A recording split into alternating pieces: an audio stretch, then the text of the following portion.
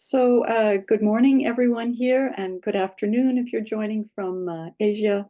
And welcome to the weekly seminar series at the Dahdaleh Institute for Global Health Research. My name is Professor Mary Viktorovich, and I'm the Associate Director here at the Dahdaleh Institute for Global Health Research. Today, we're delighted to host Dr. Rajnish Prasad, who will lead today's seminar, which he's titled Gender Inequality in Health Across Life Cycles in India. As is our usual practice, I'd like to begin by acknowledging the Indigenous land that we're on. And as this is a virtual event and some guests are in different territories, please take the time to give thanks and respect to the land on which you're currently living and working. Today, I'm here on the York University campus in Toronto, which is situated on the traditional territorial area known as Tkaronto, and we acknowledge its current treaty holders, the Mississaugas of the Credit First Nation. We also acknowledge this as the traditional territory of many Indigenous nations, including the Anishinaabe Nation, the Haudenosaunee Confederacy, the Huron-Wendat, and the Métis. This territory is subject to the Dish with One Spoon Wampum Belt Covenant, an agreement to peaceably share and care for the Great Lakes region. So let's begin with a brief introduction to our speaker, Dr. Rajnish Prasad, who is currently serving as a program specialist, gender equality in health and HIV/AIDS at the UN Women's Asia Pacific Regional Office. He received a doctorate in public health from the IIHMR University in Jaipur, India, and a postgraduate certificate in global health from the University of Manchester. Rajnish has extensive experience addressing health inequalities, supporting communities, and advising governments. He's previously worked with the UN Population Fund and supported the Government of Rajasthan in India to build large-scale programs addressing gender inequality and promoting youth leadership. Additionally, Rajnish has worked with the National AIDS Control Organization operated by the Government of India to manage large-scale HIV/AIDS program. So in today's seminar, Rajnish will provide an in-depth analysis of the life cycle among young girls and women in India, and through this analysis, he'll highlight the influence of social and gender norms that perpetuate health inequities. He'll supplement his analysis with first-hand experiences planning and implementing community-level initiatives that maximize the utilization of health services. And as this is a one-hour event, it will end at around 11:30. We'll start with a 20-minute presentation from Rajnish, followed by about a 30-minute question and discussion, and wrap up around 25 to conclude at 11:30 a.m. So now, Rajnish, over to you. Thanks a lot, Professor Mary, for both inviting me for making this presentation and also for the kind introduction. And also I would like to thank Hannah for all the support provided. And so I will start it now, and it's been shared. The presentation will be around 20 minutes. My presentation is a little longer, so probably we can skip some part in between. And before starting the presentation, just also it's like, while I try to provide an overview of gender equality in health across life cycle in India, it's also India is frankly more like a continent. So there is a huge diversity, and probably if you want to look at all the key health indicators and the areas, it may require a 30-credit course. So what we are just going to do is probably touch in brief about some of the key indicators, and we look at especially using the proxy indicators, income level, wealth, and the education, that how actually it's like gender inequality at the different level operates and make it difficult for some women to actually, more difficult for some women to access healthcare services. So I'll just start with a broad introduction that probably most of you doesn't need that much. That gender health while it's well established that gender is a very important factor of the health service utilization and overall health and well-being, it also has a very complex relationship. It's not a very straightforward one. So how much the gender inequality helps actually, or whether support or it's a hindrance in utilization of health services, it depends upon many other factors also, including the kind of the services available in the local context and the level of the engagement of the women in the delivery of those services, the support provided by the different service providers, the role of the other organizations. And so depending upon that, it's like it operate at the different level. But what we also know that gender norms helps in overall shaping the values, practices, and behavior related to health and well-being. Gender, it also decides that it's like who can access the health services, how much decision-making power women have on their own body, on the utilization or accessing a health services and or the kind of the health information they receive. So overall, if we want to actually address the gender inequality health, ensure that every girl and woman is healthy, it's very important that we also work on the gender norms, addressing those harmful gender norms which actually prohibits girls and women accessing the health services. In this presentation, basically, I will start with a brief introduction. Then I will look into the health inequity across life cycle, including the pre-birth, childhood, adolescence, young women, and the aging. I will also try to cover some of the key initiatives undertaken both by the Government of India and some other initiatives which has been taken by the state and central government and other organizations to address gender inequality in health and which works, and then probably try to touch upon the way forward. Also, it's like sometimes I speak too fast, so if you think I'm too fast, just let me know. I will try to slow it down. And yeah, and if needed, let's skip some part. So first we start, it's like the gender inequality start even before birth. And so it's reflected in terms of the sex-selective abortion or the sex selection. In fact, the practice of the sex selection is actually quite old in India. The first documented cases are where documented during the British rule around 1850s among the nomadic tribes in the northern, the western part of the India. And because of the sex-selective abortion, the sex ratio at birth has been declining for a large part, though from 2010 or 2000 to 2005 onward, we started seeing the improvement in the sex ratio at birth. Just also to, it's like the normal sex ratio at birth is around 954 girls for 1,000 boys. So if you compare that, it's like around, even in 2015-17, there are the sex ratio at birth was 54 point less. And some of the key reasons were, it's like one, in the Indian society, the girls are not valued that much in comparison to the boys, where it is considered that the boys will actually take care of their parents in the old age. The girls are more considered sort of the burden because they don't, if they, one, they will get married and go to another family. Then second is like most of in the major part of the India, at the time of the girl's marriage, a huge amount of the dowry has to be given to the groom's family. Third is also, it's like, especially in the northern part, in the agrarian families, we saw that there is a low or they have gone for sex selective abortion or infanticide because they doesn't want the property to be divided. If there are a higher number of the children, then there is a risk with actually division of the property in the higher among them, and the land holding sizes have been keep on declining over the period. So that's also further complicated the thing. In response to that, in fact, it's like Government of India enacted PCPNDT Act, which prohibits knowing the sex of the child, and it's like it's a punishable offense. The healthcare facilities, sonography centers are not allowed to tell the child, and if anybody is found to be in the practices informing about the sex of the unborn children, it's like they can be sentenced to the jail for 7 years along with the seizing of the health facility. And so that's, and probably one of those steps have contributed in slight increase in terms of the sex ratio at birth from 2000 onwards. Next, if we look, UNFPA did an analysis that because of this sex ratio at birth, how many girls were missing or who should have born if the sex ratio at birth has been the normal. They found that around 450,000 girls were missing every year from 2010 to 2001 to 2012 because of the sex.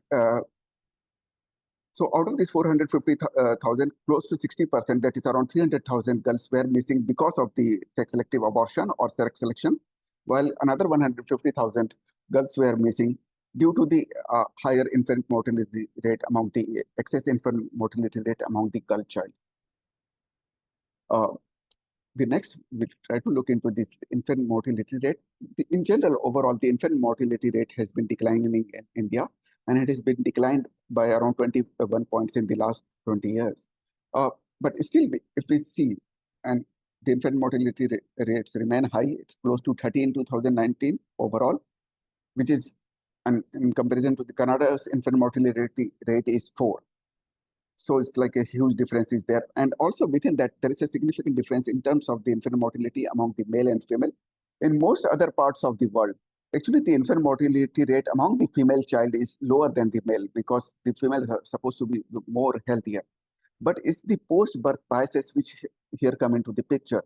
So in most of the northern, especially more in the northern part and the traditional society, we say, if a male child is like sick, probably their family will take them immediately to the nearby health facilities. If a female child is sick, they will wait for this. Most probably, they will hope that the female child will get better on their own in the couple of days. It's only when after a couple of days, if the problem doesn't go away, then they prefer to like take them to the health facilities, which contribute to the excess mortality. Also, the nutrition kind of the nutrition provided to the male child and the female child turns very significantly. While the male child is given more nutrition food, the health nutritional need of the girl child is generally ignored. Also, there is a significant gaps in terms of the infant mortality among the urban areas, rural areas, depending upon the wealth quintile and the education level of the woman. Mother. The second, if we move to the adolescence and the younger age, another key indicator remains the anemia. In India, as per the latest NFHS 5 survey, which is around 57% girls and the women in the age group of 15 to 49 were found to be anemic. In comparison to 25% of the men in the same age group were found to be anemic. Anemia actually is a major challenge, and because it affects at the multiple level. Studies clearly shows that if the child is the anemic, they will not be able to give sufficient attention during their education, and they will be also of the poor health. Then the anemia is also one of the, in fact, is the biggest cause of the maternal mortality rate. Close to 37% of the maternal mortality takes because of the postpartum hemorrhage, and the anemia is one of the major cause. So it's like addressing anemia remains a challenge, and it significantly is like affect girls and women, which is also related with the gender and social norm related with the provision of the nutrition for the girls and women.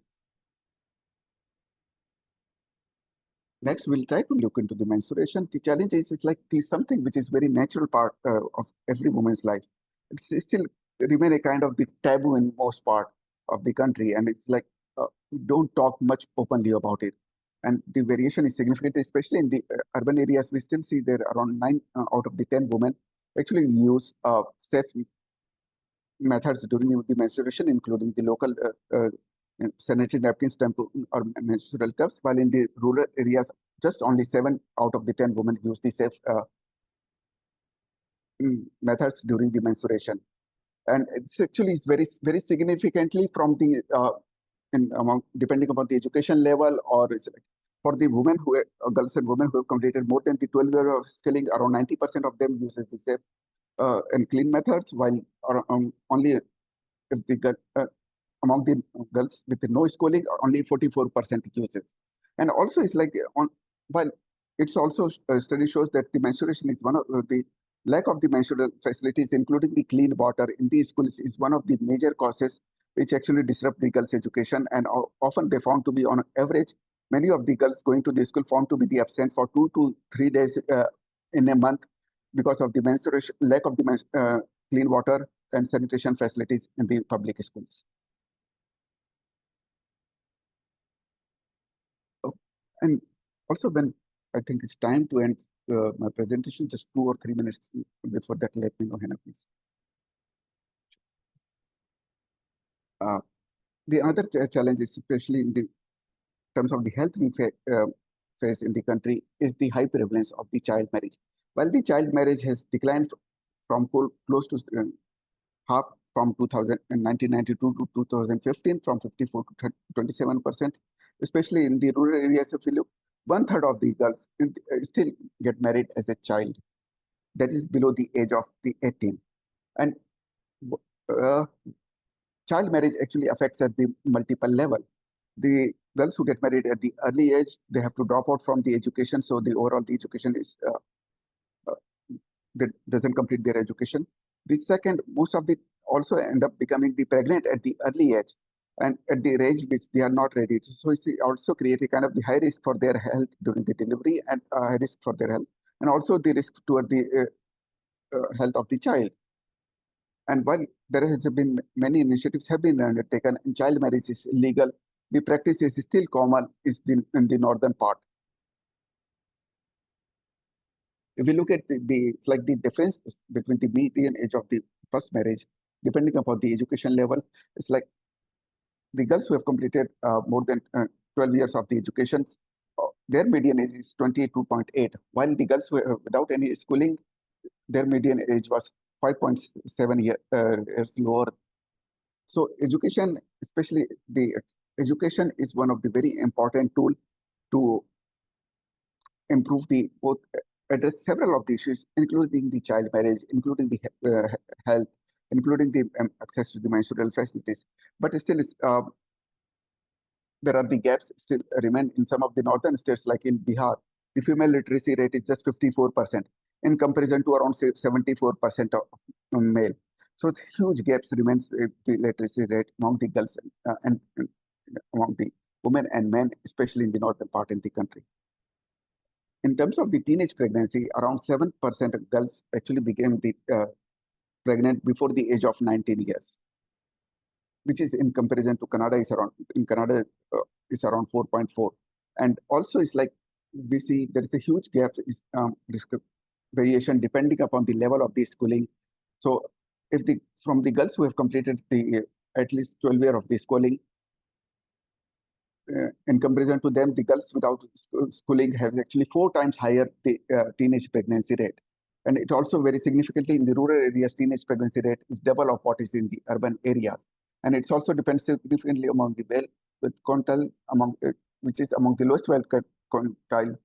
The child marriage rate is around, teenage pregnancy is around 5 times higher.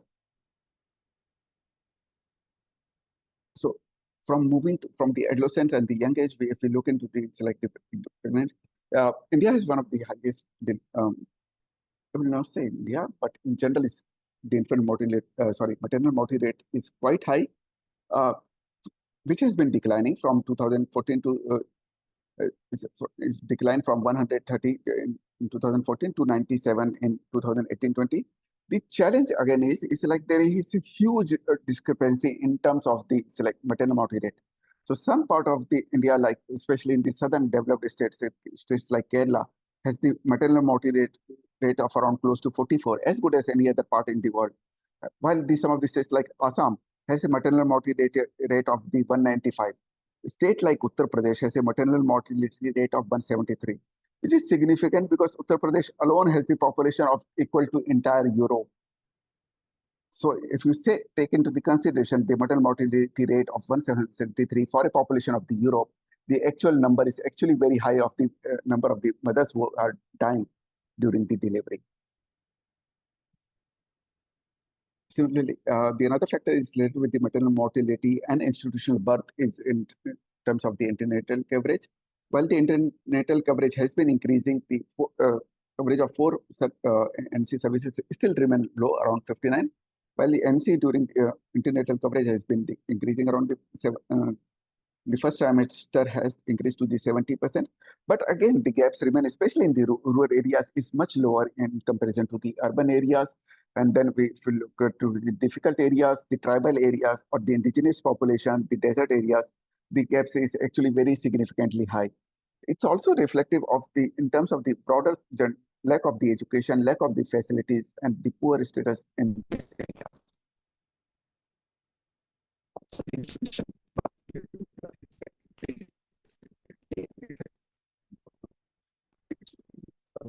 Rajnish, we can't hear you. I'm wondering, I don't know if, I imagine it might be your internet. If you would like to maybe turn off your camera to continue, and maybe that would help. Sure. Yeah. Or maybe now, when you just spoke, I heard you well. So maybe, yeah, sorry. Yeah. Yeah. In between, I think it was freeze for a moment. Sorry. So we'll continue with the trends in the institutional birth. The institutional birth has been increasing, but the gaps especially remain significant in the rural areas. And also it's like around 28, while 15% of the women said they are not able to access the NC services because of the lack of the facility, 28% of the women said they have not gone for the institutional delivery because they doesn't feel the need. So here the challenge is like, it's also the gender and social norms which come into the picture. Most of the women who have lived in the rural areas, they doesn't feel the need because that's the environment which they grown up. And often the decision is made by the others who decide that it's safe to deliver at the home and there is no need of the institutional delivery. So changing, if we want to further reduce the maternal mortality rate, because whatever the earlier decline in the maternal mortality we have seen is because significant increase in the availability of the services. If we want to further reduce this, then we have to especially give more focus on addressing those harmful gender norms and addressing the issues like the anemia among the adolescent girls. Again, if we see the health facility births by institutional delivery by the schooling level, among the women who has not any education, no schooling, the delivery was just 75%, while among the women who have like more than 12 years of schooling, it is close to reaching to the 100% now. How much time I have to finish my presentation? About 10 minutes. Okay, fine. Okay, I think should, yeah. Then the another factor we look into the terms of the employment by the age is like, in fact, that's called to also troubling that India has actually, it's like the women's participation in the employment has been declining, and which is quite worrisome. And it's actually, it's like most of the other parts we are not seeing the trend, and India is kind of the exception to the trend where actually there is an increasing participation of the women. And if you see, it's like been declined in the last two surveys of the National Statistical Survey. And it's also there is significant gaps while among the males and female. Around 98% of the male were engaged, currently married men were engaged in some kind of the employment, while the female it comes down to just 37%. Only 1/3 of the females were engaged in some kind of married women were engaged in the some kind of employment, and which affect their ability to actually take the decision-making power. Women who are earning, they have much more control over the decision related with the access or utilization of the health services, about the education of their child, nutrition of their children, in comparison to the male. Next, we look into the terms of the TFR. The good thing is it's like the TFR in India has been declining. It has actually already come to the level of 2 as per the latest survey, which is below the replacement level of 2.1. Though India will still have the significant youth population or increasing population at least till 2045 because of the decline along similar decline within the mortality rates. So till 2045, I think the aging is not a challenge for India. After that, is going to become a major challenge. But the fertility rate, while has been declining, especially the fertility rate is much higher among the women in the rural areas and among the women who belong to the poorest quintile. If we look in terms of the education and if you see, especially among the lowest quintile or the poorest families, the fertility rate is around 2.6%, which has been which come down to 1.6 among the families in the highest quintile. Some of the challenges when we talk about the accessing medical treatment, the survey was basically focusing on asking about the girls and women, whether they face any kind of the problem in accessing the health services. And close to 60% of the women says that they have faced at least 1% of the, at least one type of the problem, while in 21% cases, it's basically the issues related with the money, and in 23% cases is related with the distance to the health facilities, and 31% have, close to 1/3 has reported that there's a lack of female service provider in health facilities affected because of that they're not able to utilize health services. We have seen from our fieldwork that actually it's like the lack of female. Here the two issues come into the picture. One, while the lack of female health service provider, also it's like most of the public health facilities in India is actually overcrowded. If you go to a district hospital, a gynecologist see around 200 to 250 women in 4 hours. World Bank did a study in the early 2000, and they found that in public health hospital in Delhi, which is the capital, a doctor spent around 45 seconds with a patient. In close to 60% of the cases, doctor doesn't even touch the patient, and frankly, simply because they doesn't have the time. So in most of the cases, doctors simply just ask the symptoms, write the medicine, and there will be a huge queue of the women, and it's most of the time the checkup is done in the open room where the other are in the queue. So sometimes when the girls especially have the issues related with the menstrual health or the reproductive health, often even if they go to health facilities, they simply end up saying that they have fever or some cold or something because they don't feel comfortable in sharing their health concerns in such an environment. Yeah.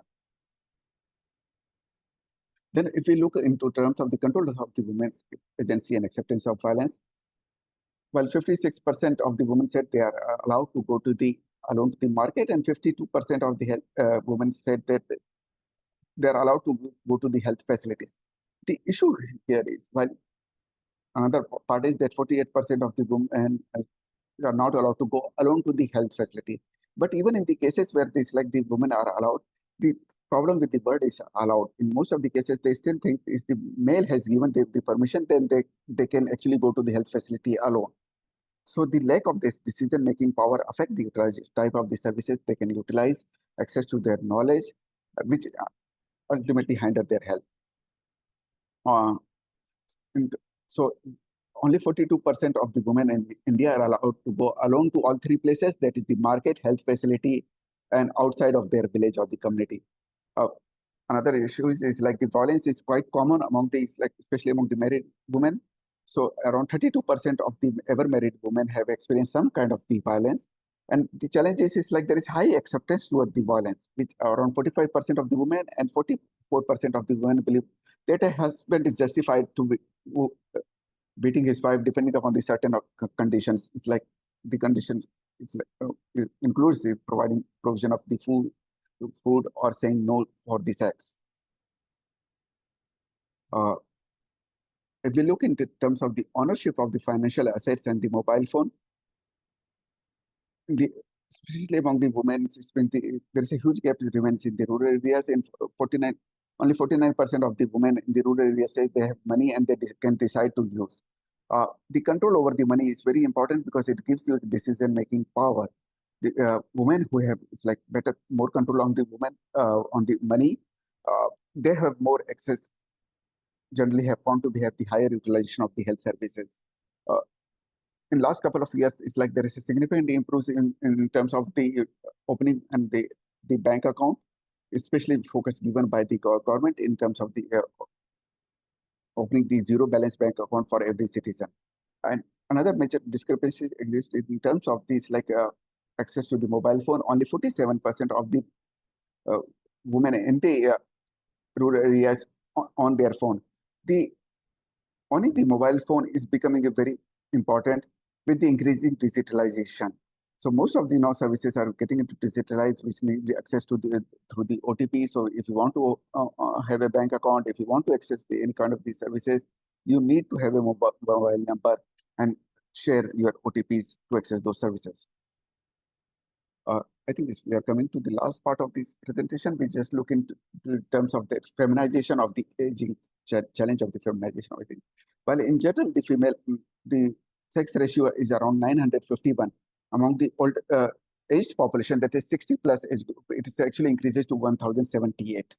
So there are many more female living, and in fact, it's like if you go further in the age group of 70 plus and 80 plus, it crosses or even around 1200. It's like there are 1200 male for each 1000 women.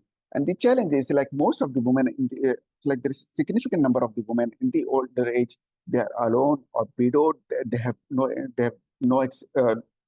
control over the money, and they lack the financial and the assets and the access to the house and the health insurance services.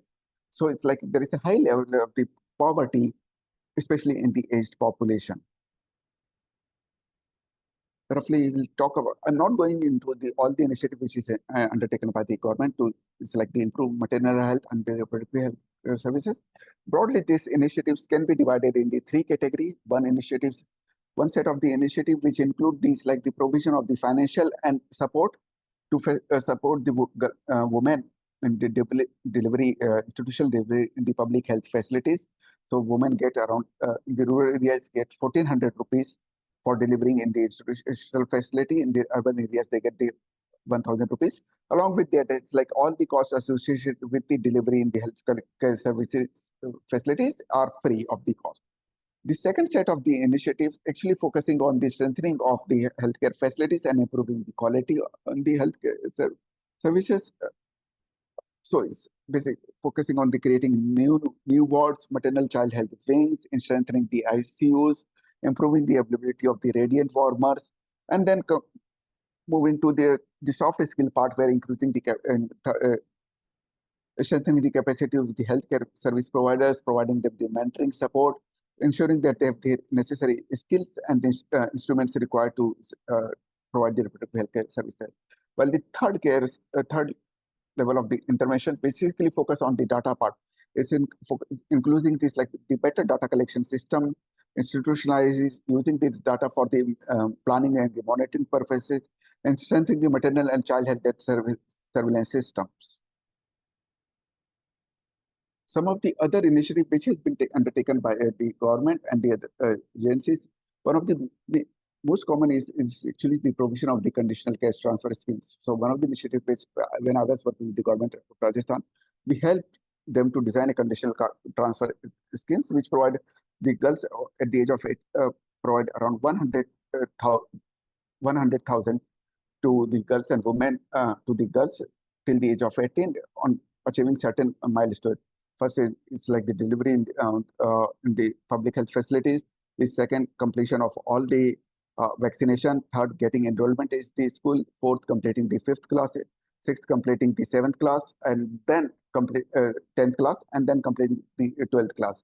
So, and I was part of a study which shows actually it's like the conditional cash transfer scheme have significantly contributed in actually ensuring the both in delivering the institutional facilities, completion of the vaccination among the girl child, and ensuring that they remain in the education schools.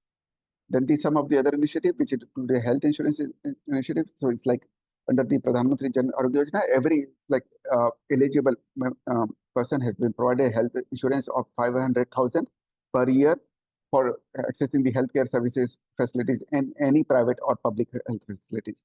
Then there is a Rashtriya Kishore Swasthya Karyakram, which primarily focuses on ensuring improving availability of healthcare services for the adolescents. Weekly iron folic acid supplementation initiatives focuses primarily on actually improving the utilization of the addressing the anemia among the school-going children and out-of-school children. Then there is a number of initiatives has been taken to address child marriage, especially the child marriage is legally banned.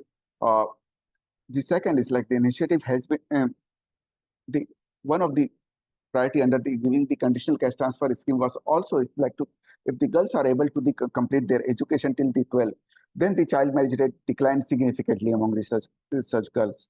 So they are trying to promote retention of the girls in the education through the conditional cash transfer schemes.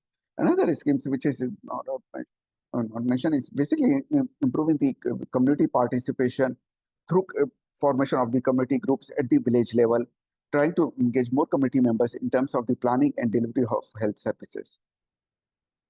Some of the initiative which we have, some of the further need to probably taken in order to strengthen the address the harmful gender norms and improve the utilization of the services, strengthen the ability and access to the healthcare services.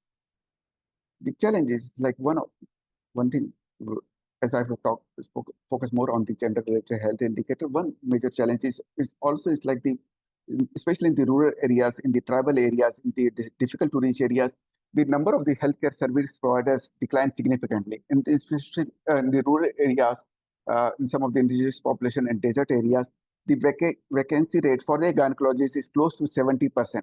So it's around 70% of the positions of a specialist in these areas are vacant.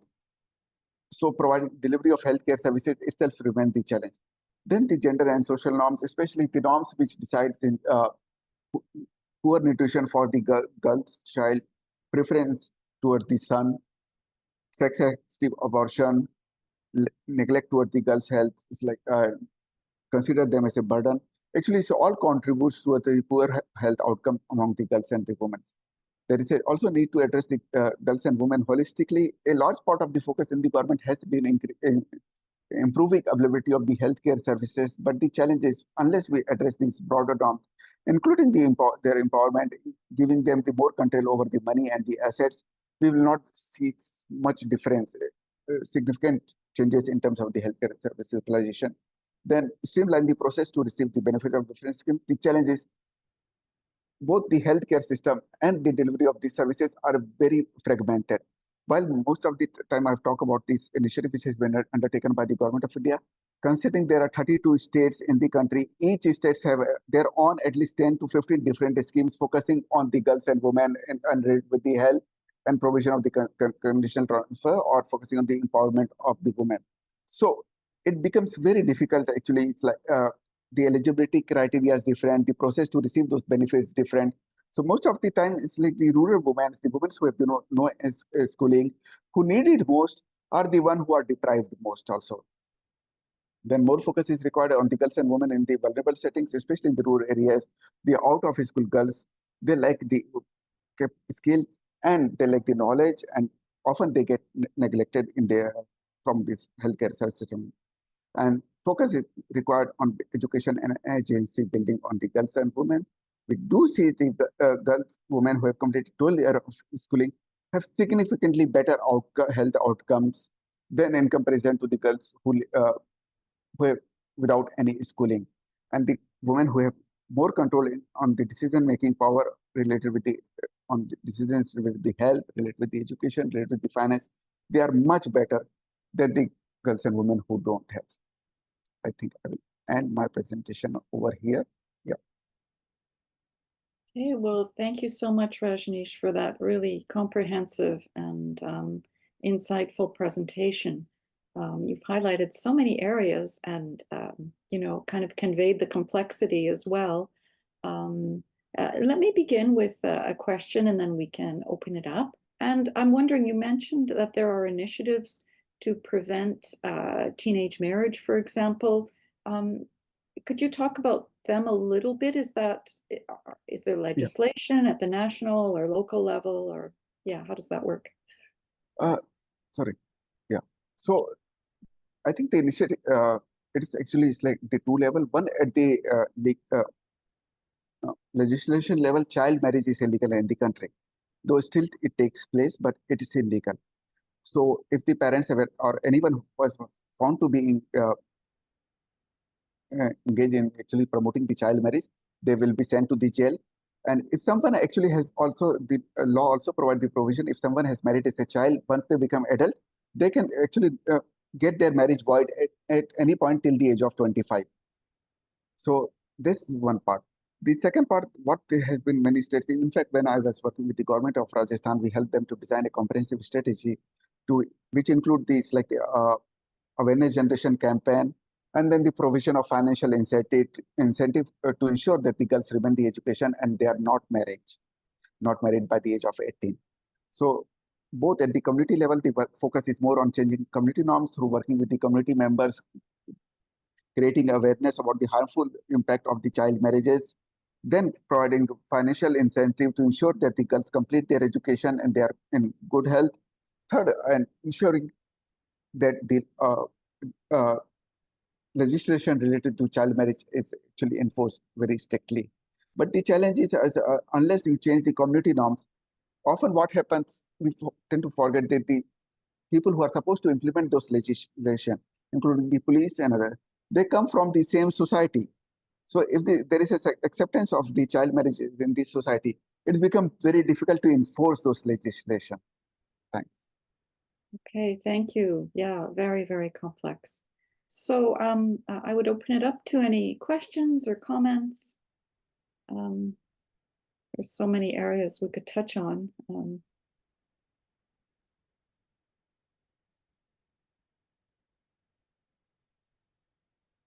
Okay, well, I have another question, and I know you hadn't. I'm not sure if you referred to it. You probably have, but I know India has a national rural health program, Yeah. And yeah, and that was, from what I understand, designed to support communities in enhancing health services and access to them in the rural areas. Has there been within that program, has there been support for specifically women, maybe antenatal care, for better access for antenatal care, for example? Yeah.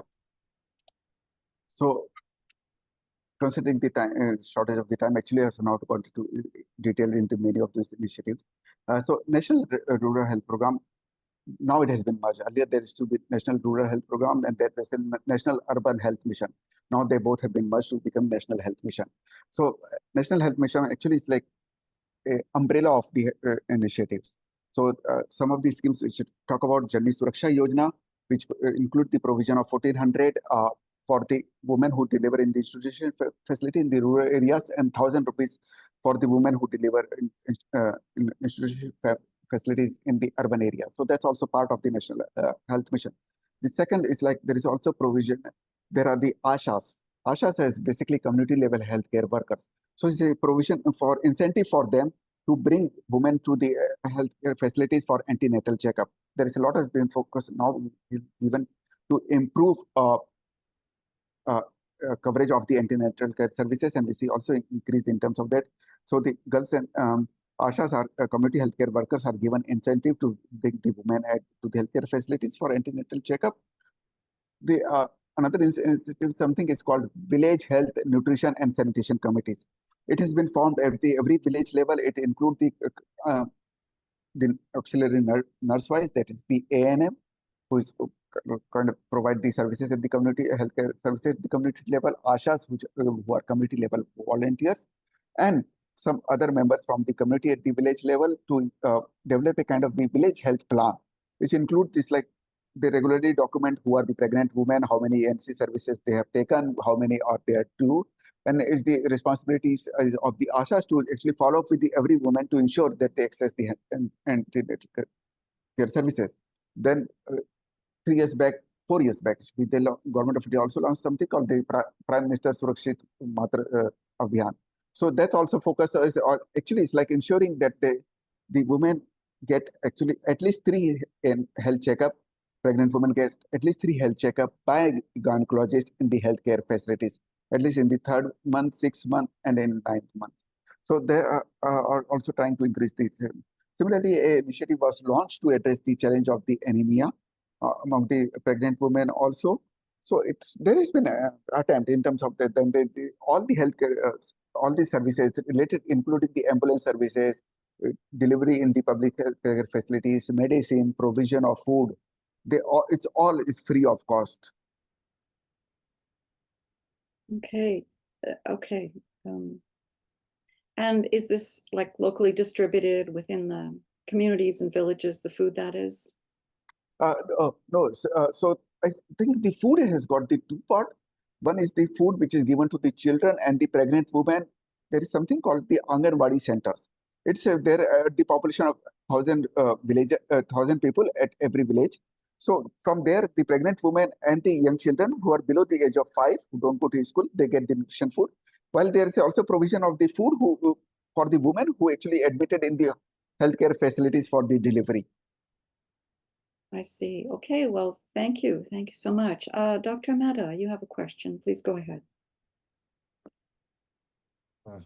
Thank you, Mary, and thank you, Dr. Rajnish. Thank you for the comprehensive presentation, very illuminating and quite alarming, which we know. I mean, India is a subcontinent, and many states of India is equal to, as you rightly said, is equal to the population of Europe and Canada put together and things like that. I have 2 questions. One is the statistics that you presented, were they mainly focused on national statistics? Because I'm from India, I'm from South India, and you and I very well know that there is a lot of difference between the states in the northern India and the states in southern India. Southern India, the girl education is much higher, and health facilities are much better, and Kerala, Tamil Nadu, and things like that are this thing. So if you could throw a little light on that. And my second question is, India is always portrayed as an economic giant. It is the fifth largest economy in the world just now, and in the next 10 to 20 years is going to be one of the top economies. Do you think that with this economic transition, it will have a significant impact on the harmful gender and social norms? These are things which are very deep rooted in communities. But what are your views, and is there hope of in the future the girl child and the woman having a better future in India? Thank you. Okay. Thanks a lot, Dr. Mehta, for your questions. So I will take the first question related with the statistics. So first, the state level, most of these statistics which I share, actually the state level statistics also exist. So National Family, most of the data come from the National Family Health Care Survey, which was done in 2021. So, and it also has the state level reports. But considering the paucity of the time, actually I have not get into the state levels of the differences, which exist very significantly, and it's like for each indicator actually significant. But yeah, as you rightly said, the indicators in southern states like the Kerala, Kerala has maternal mortality of close to around 40 or 44 in comparison to the Assam, or which has got the maternal mortality rate of 193. So the huge difference exists. So, and often what the problem is because the northern states actually have much more population, the average actually shifted toward the northern state side, because that's the way the average works. I just try to focus on in terms of the gender inequality in the key indicators, but have not looked into the discrepancy. But the data exists, and probably it's like sometime later, if we have time, I can also make the another presentation. It's like how diverse India is in terms of the probably looking into the different indicators. So it's there. The second question is actually very challenging, because there are two set of the things. One, what we see, whether there's a hope for the girls and women. So many indicators when we talk about the female literacy rates, girls enrollment in the school. In fact, if you see, it's like now the girls enrollment in the colleges or at the tertiary level, it has actually, it's like it's higher than the boys. So there are the more girls and the women who are coming to the education, completing their education, more girls and women getting the different degrees. Maternal mortality rate has been declining. Of course, it's not at the rate which it should decline, and especially in the northern part, it's remained the challenge. So some PFR has come down to rate of the 2. So that also has declining. And there is in general terms of the economic opportunities are there, that have been growth. But the problem is the second part side. We also see at the same times women participation rate in the actually employment has declined. And India is a kind of the outlier of these practices, where actually in many other parts it has been increasing and India is declining. So exact causes are still not clear. So that's why it has been declining, especially when there are the more girls and women who are coming to the education. So changing gender norms is quite a challenging task. It's like, in fact, the study which I did related with the cash transfer scheme in the Rajasthan also observed that while the cash transfer scheme has actually helped in ensuring that the girls complete their vaccination, they get enrolled in the school and complete their education. But when it comes to the gender norms, how much their parents value, it doesn't found to have much impact. So changing the value of the girls and women actually is probably much more longer, and it's required much more efforts in terms of the community to change those community norms. Thanks. I hope I've tried to answer the question, but yeah, it's quite actually challenging. Thank you. Thank you very much. Yeah. Well, it seems like, I mean, outside of that last statistic that you mentioned of the employment levels actually going down recently, most other indicators show that the situation is improving, albeit gradually. What are your thoughts about the prospects of, addressing some of these challenges? Like, for example, and maybe this is a second question. I understand that women often don't have a lot of agency, especially once they get married. Then their in-laws tend to, make decisions for them and so on. So what are the prospects of, enhancing women's autonomy as well? And yeah, sorry to be throwing a couple of questions at you at once. Oh, but Or maybe start with, go ahead. Yeah. So when we talk about actually to improve the agency, in some aspect, I think, except the troubling part where the women's participation rate has been declined.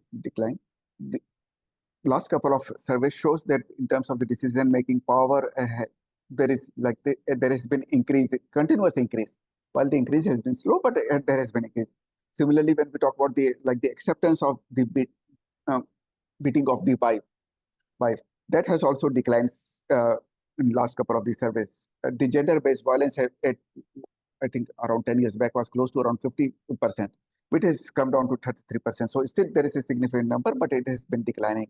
One of the major things which at least the data shows contribute towards the building agency is actually the education level.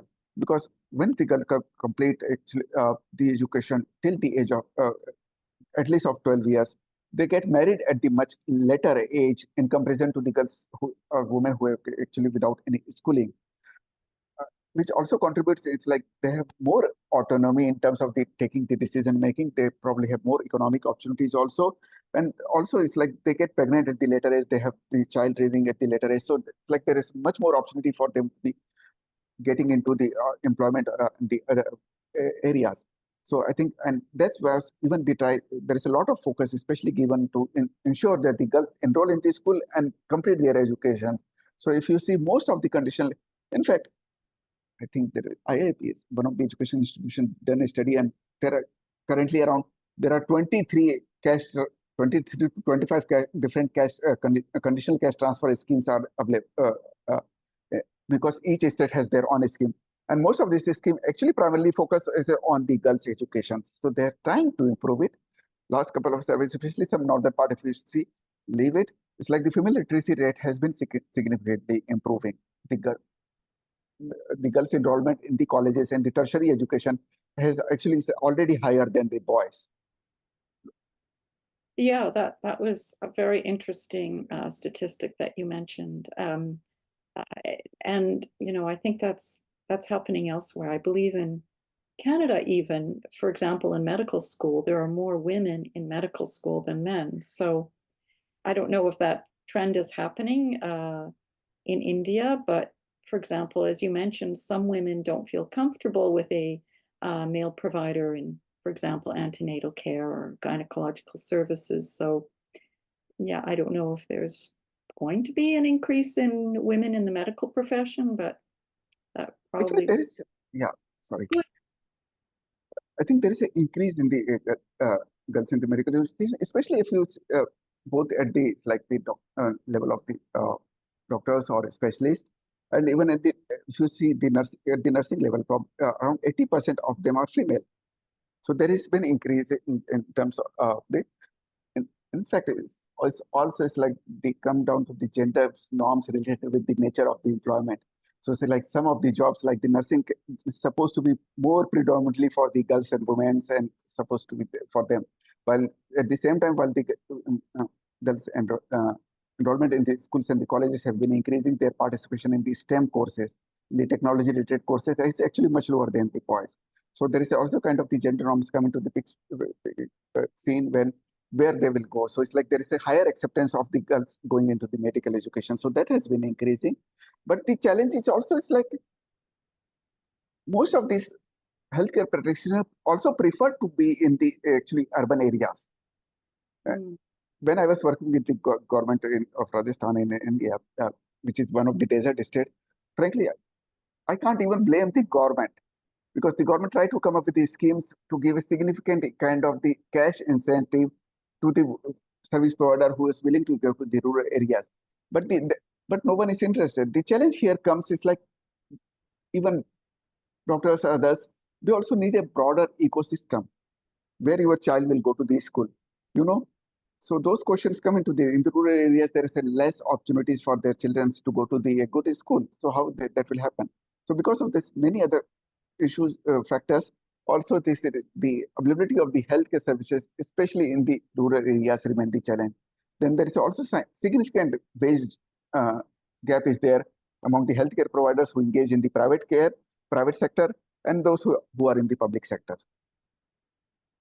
Right, with more participation in the private sector, I take it. Yeah, because the private sector wages for the specialists is easily around 5 to 10 times higher than what is being paid in the public sector. Wow, that's significantly. Wow. Okay. Well, unless there are any last burning questions, I guess we should wrap up. So thank you so much, Dr. Rajnish, for really a really enlightening presentation, and kind of unpacking the complexity. Some of the issues that you talked about, like, for example, the last one, the challenge to get providers in rural areas, I would say that that's universal. In Canada, we have the same challenges getting, health practitioners in rural areas. And even I learned veterinarians, agricultural, veterinarians interested in taking care of farm animals. Very difficult to get vets in the country. And also other kinds of things, you talked about sanitary products, and only recently in the UK, there was a movement not to tax sanitary products for women, because that's a tax on women.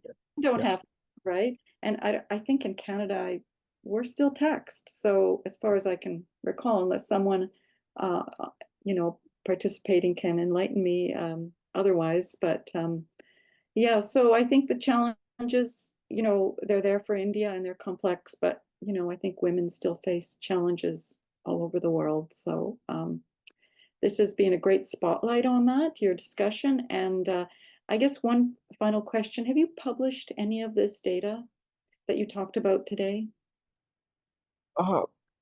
So something is like, I have published a paper in terms of the assessment of the conditional cash transfer scheme. I also published a paper in terms of the factors associated with the utilization of healthcare services among the adolescent girls in the urban slums areas, which came from my PhD thesis. So it's like my PhD thesis was focusing on understanding factors related to the provision of healthcare services among the adolescent girls, the urban slums. Yeah, Right. But also it's like most of the data which I have used actually come from the National Family Healthcare Services, because it's quite a very large survey, and it has been done from 1992. So actually it allows you to see the changes on the different indicators in the 5 different rounds. Yeah. Right. So I don't know if your time permits you to try and develop manuscripts, but I think some of these, you could develop some really interesting papers. Then that would help with dissemination of some of the information and getting it out there as well. So just food for thought, and maybe you and I can even collaborate on something like that. Sure. And Yeah. who also has great experience, and yeah. Okay, well, again, we're nearing the end of our time, so I'd like to thank you so much, and maybe we could invite you back for another presentation that looks at gender and HIV/AIDS, for example. You've done a lot of work on as well in India. So again, thank you so much, and I thank everyone for participating. And finally, I'd just like to share that I look forward to seeing you all in our next event, which is next Wednesday, May the 15th at 1 p.m. With Godfred Boateng and Gabriel Dusing, addressing increasing ambient temperature that disrupts sleep and impairs cognitive function in Ghana, I believe. So thank you so much. And let me just look at the chat. Yeah, so just thanks in the chat. And so thank you, everyone. Wish you all a great rest of your week, and thank you again, Dr. Rajnish. Okay. Thanks a lot for this opportunity, and good night. Take care. Stay safe.